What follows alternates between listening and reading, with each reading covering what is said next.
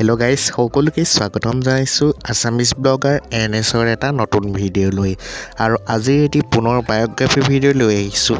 ভিডিঅ'টো শেষলৈকে চাব আৰু আজি লৈ আহিছোঁ ৰং টিভিত সম্প্ৰচাৰিত হৈ থকা নতুন এখন ধাৰাবাহিক হৃদয় এক বিজ্ঞাপন আৰু হৃদয় এক বিজ্ঞাপনত অভিনয় কৰা মুখ্য চৰিত্ৰ হৈছে ভাস্বতী আৰু ভাস্বতীৰ আচল পৰিচয় কি, তেওঁ ঘৰ ক'ত, তেওঁ শিক্ষাগত অৰ্হতা কিমান, সকলোখিনি জনাম আজিৰ এই ভিডিঅ'টো শেষলৈকে চাব বুলি আশা ৰাখিলোঁ। তাৰ আগতে যিসকলে চেনেলটো ছাবস্ক্ৰাইব কৰা নাই ছাবস্ক্ৰাইব কৰি ৰাখিব এনেধৰণৰ ভিডিঅ'সমূহ আগলৈ পাই থাকিবলৈ। ব'লক আজিৰ ভিডিঅ'টো আৰম্ভ কৰোঁ। বন্ধু বান্ধৱীসকল, হৃদয় এক বিজ্ঞাপনত অভিনয় কৰা ভাস্বতীৰ আচল পৰিচয় হৈছে অৰ্থাৎ তেওঁৰ আচল নাম হৈছে আইৰিছ চেত্ৰী।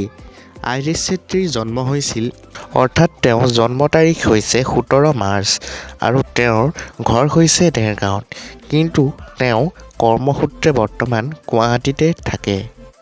আইৰিছ চেত্ৰীৰ শিক্ষাগত জীৱনৰ বিষয়ে ক'বলৈ হ'লে তেওঁ শিক্ষাগত অৰ্হতা হৈছে তেওঁ ডনবস্ক হাইস্কুল দেৰগাঁৱৰ পৰা স্কুলীয়া জীৱনৰ পাতনি মেলিছিল। তাৰপিছত তেওঁ যোৰহাট DCB গাৰ্লছ কলেজৰ পৰা ডিগ্ৰী কমপ্লিট কৰে।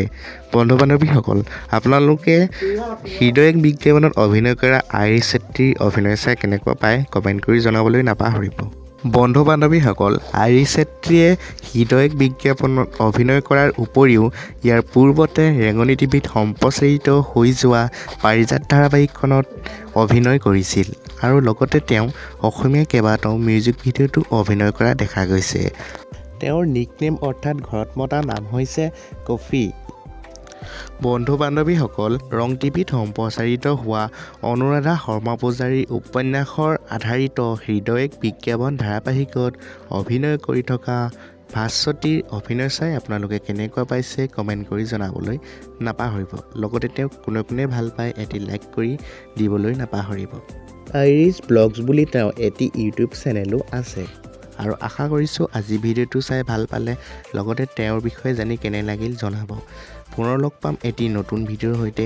আজিলৈ আহিলোঁ ইমানেই। ভিডিঅ'টো চাই ভাল পালে শ্বেয়াৰ কৰি দিব বুলি আশা ৰাখিলোঁ। লগতে যিসকলে ছাবস্ক্ৰাইব কৰা নাই ছাবস্ক্ৰাইব কৰি ৰাখিব আৰু লগতে নেক্সট কাৰ বায়োগ্ৰাফি লাগে আপোনালোকে এটা কমেণ্ট কৰি জনাব। আজিলৈ আহিলোঁ, ধন্যবাদ।